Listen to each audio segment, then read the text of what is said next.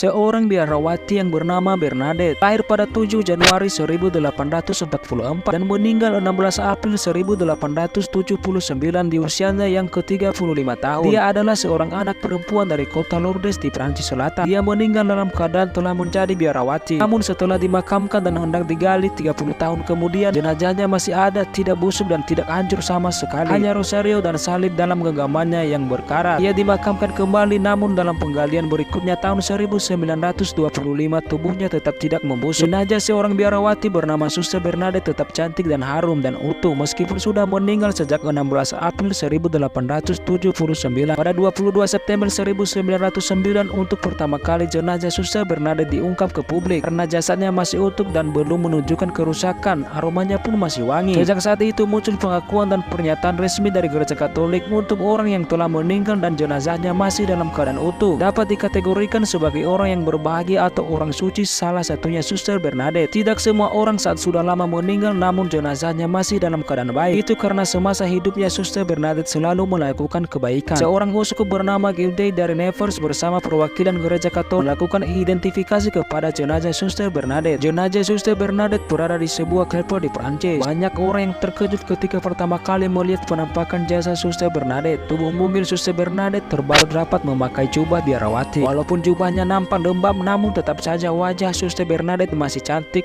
dan kedua tangannya menggenggam rosario. Dr. Jordan sebagai dokter ahli bedah juga ikut mengamati jenazah Suster Bernadette. Dia memperhatikan seluruh gigi dalam mulut yang masih dalam keadaan sempurna. Begitu juga dengan organ tubuh dan kuku-kuku di jari tangan Suster Bernadette. Jika diperhatikan sekilas, tidak ada yang menyangka jika Suster Bernadette sudah meninggal karena kelihatannya seperti sedang tidur. Usai proses identifikasi jenazah Suster Bernadette selesai dilakukan, para biarawati yang ikut menghadiri proses itu langsung membasuh tubuh Suster Bernadette dan mengganti jubah yang lama dengan jubah yang baru. Jenazah itu dimasukkan ke dalam peti berlapis kain sutera putih dan dikuburkan kembali. Selang 2 bulan kemudian, tanggal 14 Juni 1925, Paus Pius ke-11 mengumumkan bahwa Suster Bernadette telah diverifikasi dengan gelar beata. Dan jenazah Suster Bernadette boleh dipertontonkan dan diberikan penghormatan oleh umat beriman dari seluruh penjuru dunia. Di peti makam yang terbuat dari perak dan kristal inilah jenazah Suster Bernadette disemayamkan. Meskipun sudah lama meninggal, namun jenazahnya masih ada dan tidak membusuk, bahkan seperti sedang tidur. Itulah kekuatan Tuhan yang kadang bisa membuat kita terheran-heran karena berada di luar rasionalitas kita. Percaya tidak percaya, semua tergantung keyakinan kita.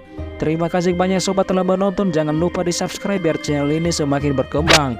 Sampai jumpa di video selanjutnya.